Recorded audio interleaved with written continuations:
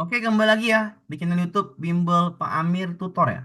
Hari ini kita akan membahas tentang soal prediksi wawancara P3K guru ya 2024 untuk semua formasi guru. Sekali lagi, semua guru soalnya sama, 90 soal teknis SJT, 25 soal wawancara, ya, 20 soal sosial kultural, 90 SJT, 25 manajerial, 20 soal sosial kultural, soskul, 10 soal wawancara ya, dalam waktu 130 menit ya. 130 menit waktunya, soalnya 145 soal. Semua guru soalnya sama. SJT, manajerial, sosial kultural, wawancara, baik gelombang satu maupun gelombang 2. Hari ini kita bahas soal prediksi wawancara P3K 2024, semua formasi guru. Tolong diperhatikan baik-baik, karena yang saya buat ini sesuai dengan kisi-kisi yang diberikan Kemenpan RB nomor 348.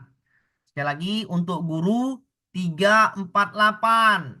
Ya, ini untuk guru, jabatan guru dibaca ya 348. Oke, kita mulai ya untuk soal nomor satu. Tapi baca dulu kisi-kisinya. Materi wawancara dengan menggali informasi non-kognitif yang bertujuan untuk menilai integritas dan moralitas meliputi beberapa aspek: kejujuran, komitmen, keadilan, etika, kepatuhan. Karena wawancara soalnya 10, maka 10 dibagi 5, maka masing-masing 2 soal, 2 soal, 2 soal, 2 soal, 2 soal ya. Jadi kita bahas contoh-contoh soalnya. Untuk yang pertama, aspek kejujuran ya, nanti kita bahas sampai aspek yang terakhir. Nomor satu. Seorang kolega meminta Anda untuk menandatangani dokumen penting atas nama Anda. Tetapi Anda mengetahui bahwa dokumen tersebut tidak sesuai dengan prosedur yang berlaku.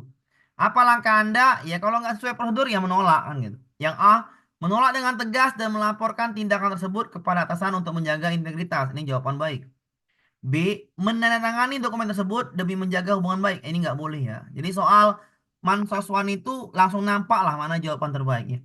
Yang C, menyarankan kolega tersebut untuk memperbaiki dokumen sesuai prosedur sebelum Anda menandatanganinya. Oke, ini baik.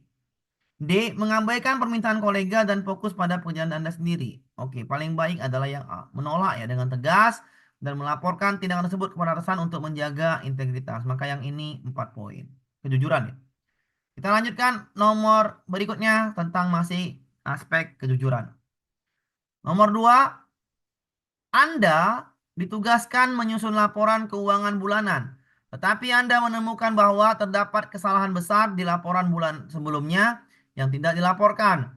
Kesalahan ini berpotensi merugikan citra tim Anda.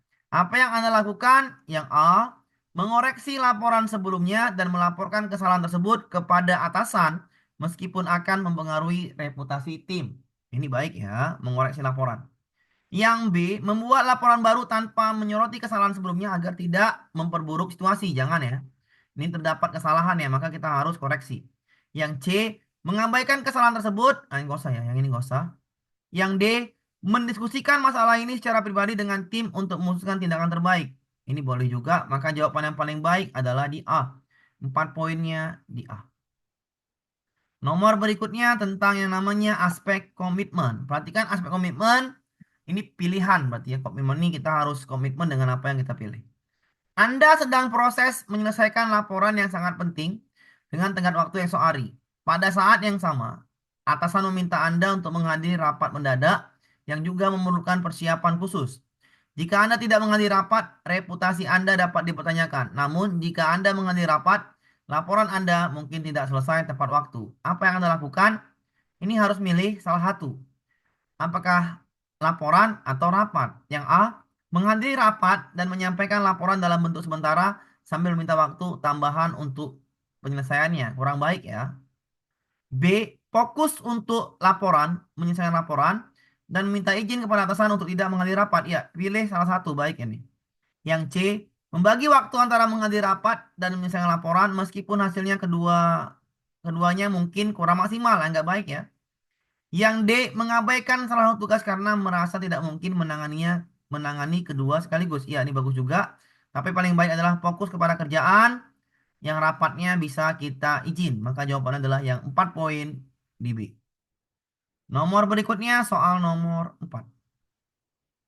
Anda sedang merencanakan perjalanan bisnis dan memiliki dua pilihan tiket pesawat. Tiket A memiliki harga lebih murah, tetapi jadwal penerbangannya tidak sesuai dengan rencana Anda dan membutuhkan waktu lebih lama di bandara. Tiket B sedikit lebih mahal, namun jadwalnya lebih fleksibel dan penerbangannya lebih cepat. Setelah mempertimbangkan anggaran yang terbatas, Anda memutuskan untuk memilih tiket A. Beberapa hari kemudian Anda mengetahui bahwa ada perubahan mendadak dalam jadwal perjalanan Anda membuat tiket A tidak lagi sesuai dengan rencana. Namun jika Anda mengubah tiket B, Anda harus membayar biaya perubahan yang cukup tinggi. Maka sebaiknya apa yang Anda lakukan? Karena ini kita perjalanan bisnis, kalau kita pakai yang A, kacau ya. Kalau kita pakai yang A, kacau. Kenapa? Karena nanti kita tidak sesuai dengan rencana kita. Maka sebaiknya kita pilih yang B, walaupun harganya lebih mahal. Tetap menggunakan tiket B, nggak usah tiket A, salah ya. Yang B, membayar biaya perubahan untuk membeli tiket B demi menyesuaikan jadwal baru dan minimalkan ketidaknyamanan. Iya, ini baik ya. Yang C, menghubungi pihak maskapai berusaha mencari alternatif untuk solusi tanpa menambah biaya meskipun kemungkinan besar tidak berhasil. Nah, ini kacau juga. D, mengabaikan perubahan jadwal perjalanan dan tetap menggunakan tiket A. Salah ya, harus pakai B. Kenapa pakai B? Karena kalau pakai B itu ya lebih baik. Karena A ini kacau dia jadwalnya tidak sesuai. Nanti perjalanan bisnisnya menjadi kacau. Maka pentingkan pekerjaan ya dulu ya. Maka yang B jawaban terbaik. 4 poinnya di B. Nomor selanjutnya soal nomor 5. Anda adalah member dari maskapai A dan mendapatkan akses ke berbagai fasilitas. Namun tiket pesawat A lebih mahal dibandingkan tiket pesawat B dari maskapai lain. Tiket A memberikan kenyamanan ekstra dan jaminan penerbangan tanpa hambatan. Sedangkan tiket B lebih murah, tetapi terkadang menghadapi delay atau gangguan lainnya. Karena Anda sudah menjadi member di maskapai A, Anda tahu bahwa Anda akan mendapatkan beberapa keuntungan tambahan, seperti bagasi lebih banyak dan akses ke VIP ya. Anda memiliki anggaran terbatas untuk perjalanan ini. Apa yang Anda lakukan? Yang Anda lakukan adalah tetap ke A. Kenapa? Karena komitmen. Ya, karena Anda sudah member, berarti Anda harus royal ke namanya member tersebut atau ke suatu organisasi, maka Anda harus totalitas, loyalitas. Maka jawabannya tetap memilih A. Memilih tiket A meskipun mahal karena Anda merasa fasilitas dan keuntungan sebagai member lebih memberikan nilai bagi perjalanan Anda. Ya, ini jawabannya A ya. Memilih tiket B nggak usah ya. Mencoba mencari penawaran atau promo dari maskapai A untuk mendapatkan tiket yang lebih murah dengan tetap memanfaatkan status member Anda. Ya, ini baik. Memilih tiket B salah ya. Jadi jawabannya adalah yang A. Tetap ke A. Jadi 4 poinnya adalah yang A. Lanjut kita ke soal nomor berikutnya tentang soal, oh masih yang nomor ini ya, komitmen ya. Nomor 6. Anda bekerja di sebuah perusahaan yang memiliki budaya kerja yang sangat mendalam dan proyek besar yang sedang Anda kerjakan kini memasuki tahap krusial. Namun, Anda baru saja ditawari pekerjaan lain di perusahaan yang lebih menjanjikan dengan posisi yang lebih tinggi dan gaji yang lebih besar. Meskipun demikian, Anda merasa sangat terikat dengan tim dan perusahaan tempat Anda bekerja sekarang yang telah memberi Anda banyak kesempatan untuk berkembang meskipun gaji dan manfaatnya tidak setinggi tawaran baru. Setelah berdiskusi dengan keluarga dan mempertimbangkan berbagai aspek, Anda merasa sulit untuk memutuskan antara menerima tawaran tersebut atau tetap bertahan di perusahaan yang sudah Anda kenal. Apa yang Anda lakukan? Ini sekali lagi komitmen. Maka komitmen di sebuah tim adalah loyalitas. Jadi tetaplah di pekerjaan itu ya. Yang A, menerima tawaran pekerjaan baru karena alasan finansial. Ah, nggak usah ini. Yang B, tetap bertahan di perusahaan saat ini karena merasa lebih berkomitmen pada tim dan perusahaan meskipun tawaran pekerjaan baru menggiurkan. Iya, jawabannya adalah yang B. Mencari jalan tengah dengan berdiskusi dengan atasan Anda di perusahaan lama tentang kemungkinan peningkatan posisi dan manfaat sebelum membuat keputusan. Ya baik juga, tapi jawaban A yang B jauh lebih baik ya. Mengabaikan tawaran pekerjaan baru dan tetap bertahan tanpa berdiskusi lebih lanjut dengan atasan karena merasa tidak ingin membuat perubahan besar dalam karir. Ini nggak usah juga. Jawabannya udah pasti yang B. Ya, yang pasti B ya. Tetap bertahan karena itu sebuah komitmen. Jadi B jawabannya ya. Nomor 7. Aspek etika. Anda bekerja di sebuah lembaga pemerintah yang mengolah anggaran untuk program sosial.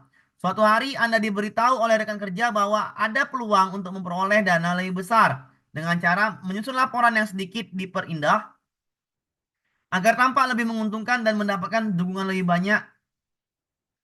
Anda tahu bahwa langkah ini bertentangan dengan kode etik lembaga dan dapat merugikan masyarakat yang seharusnya menerima dana tersebut. Namun, dengan menyusun laporan tersebut, Anda bisa membantu tim Anda mendapatkan bonus besar dan penghargaan yang Anda lakukan. Ini aspek etika. Maka, jadilah integritas yang diutamakan. Yang A, menyusun laporan sesuai fakta meskipun tidak mendapat dukungan besar karena menurut Anda itu adalah cara yang etis. Ya, jawabannya adalah yang A. B. Menyusun laporan dengan cara yang diusulkan oleh rekan, kacau ya, nggak boleh ya. Ini penipuan namanya, korupsi. Yang C. Melaporkan rekan Anda kepada atasan dan mencari cara lain untuk mengamankan dana tanpa melanggar etika. Oke. Yang D. Memutuskan untuk tidak mengambil tindakan, nggak usah ya. Jadi jawabannya kan, ini harus menyusun laporan, maka jawabannya adalah yang A. Menyusun laporan sesuai fakta. 4 poinnya di sini, 3 poinnya di C. Kita lanjutkan ke soal nomor berikutnya, nomor 8. Anda bekerja sebagai auditor di sebuah lembaga pemerintahan yang mengelola dana publik. Saat melakukan audit rutin, Anda menemukan adanya kejanggalan dalam penggunaan anggaran pada sebuah proyek besar yang disponsori oleh pihak swasta. Setelah melakukan penyelidikan lebih lanjut, Anda menyadari bahwa beberapa pejabat senior di lembaga tersebut terlibat dalam proses pengalihan dana secara ilegal untuk kebutuhan pribadi. Anda tahu bahwa jika Anda melaporkan temuan ini, hal tersebut dapat menyebabkan keguncangan besar dalam lembaga dan merusak reputasi banyak orang. Namun, jika Anda tidak melaporkannya, Anda akan melanggar kode etik dan membiarkan ketidakjujuran terus berlanjut. Apa yang Anda lakukan ya? Kalau di negeri ini, atau di negeri Konoha ini, atau di negeri yang saat ini ya, yang terjadi di Solo ya, Solo ya, itu terjadi penembakan ya di Solo sesama anggota Partai Orange ya. Partai Orange, Partai Coklat ya. Jadi Partai Coklat ini menembak temannya sendiri gara-gara membongkar yang namanya kasus penambangan. Jadi kalau seperti itu bahaya ya. Jadi kalau di dunia seperti di negeri kita ini kadang yang jujur susah ya. Jadi beda kalau jawab soal, sekali lagi jawab soal ya. Jawab soal, maka carilah jawaban yang baik, ya. Jawaban yang langsung berdampak menyelesaikan masalah. Jadi, soal apapun itu, baik SJT, baik manajerial, sosial kultural, dan wawancara, carilah jawaban yang berdampak langsung menyelesaikan masalah, ya. Langsung dia bisa menyelesaikan masalah. Itulah cara cepat untuk menjawab soal seperti ini. Berdampak langsung, berdampak positif, dan langsung masalahnya selesai, masalah selesai. Solusinya masalah selesai. Ya, ini kan terjadi namanya korupsi lah, ya. Maka kalau kita nggak melaporkannya, kita melanggar kode etik. Makanya laporkan aja. Yang A, melaporkan temuan tersebut kepada pihak berwenang dan menyerahkan proses hukum kepada mereka meskipun konsekuensinya akan sangat besar. Ya, ini bahaya. Ya, ini bisa mengancam. Tapi mau nggak mau kita jawab A, ya. Mau nggak mau kita jawab A. 4 poinnya A. Menghadapi dilema tersebut dengan mencoba mencari jalan tengah seperti menyampaikan laporan Anda hanya kepada atasan tanpa melibatkan pihak luar. Oke, ini 3 poin. Tidak melaporkan salah ya. Mengungkapkan temuan kepada kolega juga salah. Maka jawaban yang tepat adalah yang A. Nomor selanjutnya soal nomor 9. Aspek kepatuhan. Anda bekerja di sebuah lembaga pemerintahan yang memiliki kebijakan ketat mengenai laporan keuangan dan penggunaan anggaran. Selama audit, Anda menemukan bahwa beberapa rekan Anda telah mengalihkan sebagian dana dari anggaran proyek untuk kepentingan pribadi atau penggunaan lain yang tidak sesuai dengan tujuan proyek. Tindakan ini melanggar kebijakan dan peraturan lembaga. Namun, Anda menyadari bahwa atasan langsung Anda terlibat dalam persetujuan alokasi anggaran tersebut. Jika Anda melaporkan masalah ini, ada kemungkinan hubungan Anda dengan atasan akan rusak dan karir Anda akan terancam. Apa yang Anda lakukan? Ya, ini namanya aspek kepatuhan terhadap hukum. Maka jawabannya adalah tetap melaporkannya ya.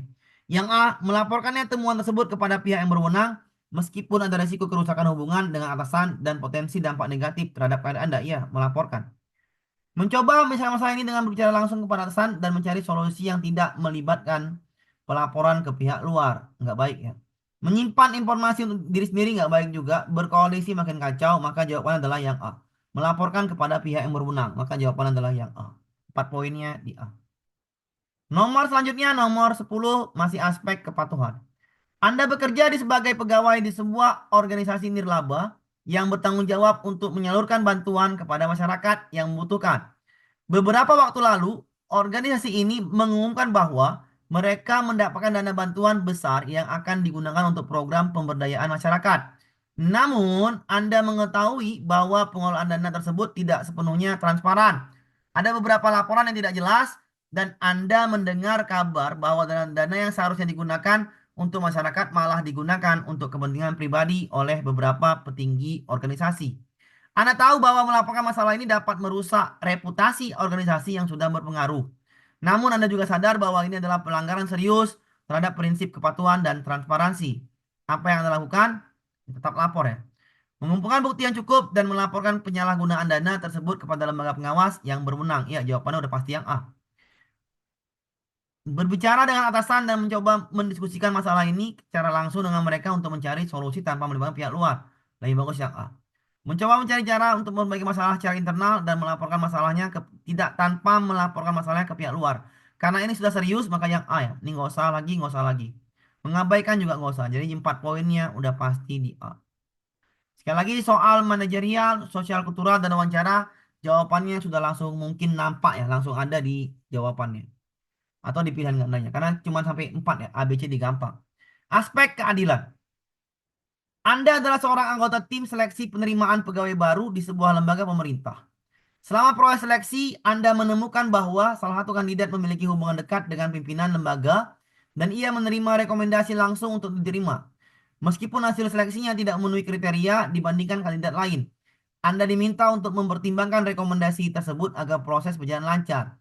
Di sisi lain, Anda tahu bahwa keputusan ini akan mengabaikan prinsip keadilan bagi kandidat lain yang lebih layak. Apa yang Anda lakukan? Ini adalah keadilan. Keadilan adalah yang lulus seleksi harus dengan kriteria, harus dengan namanya standar yang diterapkan. Maka carilah jawaban itu. Yang A, mengikuti rekomendasi nggak boleh ya, salahkan saja. Yang B, melaporkan situasi ini kepada komite pengawas seleksi untuk memastikan bahwa proses seleksi dilakukan dengan adil dan sesuai aturan. Iya, benar sekali ini. Yang C, memberikan masukan kepada pimpinan bahwa menerima kandidat yang kurang memenuhi kriteria dapat merusak reputasi lembaga, tetapi tetap menyerahkan keputusan akhir kepadanya. Jangan ya. Yang D, mencoba menyelesaikan masalah ini secara internal dengan mendiskusikannya bersama anggota tim seleksi lainnya tanpa melibatkan eksternal. Susah juga karena ini dekat dengan pimpinan, maka yang terbaik adalah yang B. 4 poinnya di B. Nomor selanjutnya nomor 12 tentang aspek keadilan. Sebagai pegawai di sebuah dinas pemerintah, Anda ditugaskan untuk menilai pengajuan dana hibah oleh berbagai organisasi. Anda menemukan bahwa salah satu organisasi yang memiliki hubungan dekat dengan atasan Anda telah memanipulasi data dalam proposal mereka untuk terlihat layak menerima hibah. Namun, organisasi tersebut memiliki reputasi besar dan banyak dikenal masyarakat luas. Menolak proposal ini dapat merusak hubungan Anda dengan atasan dan bahkan menciptakan isu besar di media. Di sisi lain, mensetujui proposal ini akan merugikan organisasi kecil lainnya yang lebih layak. Bagaimana Anda menyikapi situasi ini? A. Menyetujui proposal tersebut dan menjaga hubungan baik dengan atasan dan menghindari dampak negatif pada cerita dinas ke media. Salahkan aja ya.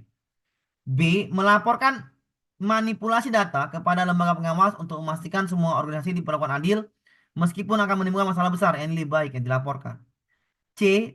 Menyarankan revisi proposal kepada organisasi besar tersebut agar datanya sesuai aturan tanpa melibatkan pihak luar. Ini bagus juga. Yang D. Membiarkan, nggak boleh ya membiarkan. Jadi jawabannya antara B dengan C. Maka jawaban terbaik adalah melaporkan manipulasi data kepada lembaga pengawas. Iya, jawabannya adalah yang ini 4 poin, yang C 3 poinnya. Nomor selanjutnya tentang wawancara nomor terakhir ya. Jadi saya bikin 13 soal tentang materi-materi tadi. Nomor terakhir, Anda adalah bagian dari panitia seleksi beasiswa yang diberikan kepada siswa berprestasi dari keluarga yang kurang mampu. Selama evaluasi, Anda menemukan bahwa ada seorang siswa yang nilainya lebih rendah dari kriteria tetapi direkomendasikan oleh seorang pejabat tinggi daerah. Di sisi lain, ada siswa yang sangat memenuhi kriteria tetapi tidak memiliki dukungan dari pihak manapun. Jika Anda tidak menerima siswa yang direkomendasikan, Anda khawatir akan ada tekanan politik yang mempengaruhi program beasiswa ini. Bagaimana Anda menyikapi situasi ini? Sekali lagi, kalau seperti ini, kita harus tetap turut yang namanya standar atau kriteria. Apakah yang A, memberikan beasiswa kepada siswa yang direkomendasikan? Salah langsung ya, nggak boleh ya. Yang B, memberikan beasiswa kepada siswa yang memenuhi kriteria terlepas dari tekanan politik yang mungkin terjadi. Iya, jawabannya udah pasti yang B. Yang C, mengalokasikan beasiswa tambahan untuk siswa yang direkomendasikan meskipun itu melanggar aturan, nggak boleh ya. Yang D, membawa masalah ini ke komite independen untuk memutuskan tanpa campur tangan Anda secara langsung, nggak boleh juga. Maka jawabannya adalah yang B. 4 poinnya di B. Oke ya, cukup sekian untuk soal wawancara. Terima kasih telah mendukung channel Bimbel Pak Amin Tutor ya. Lebih kurang saya mohon maaf. Saya akhiri. Assalamualaikum warahmatullahi wabarakatuh.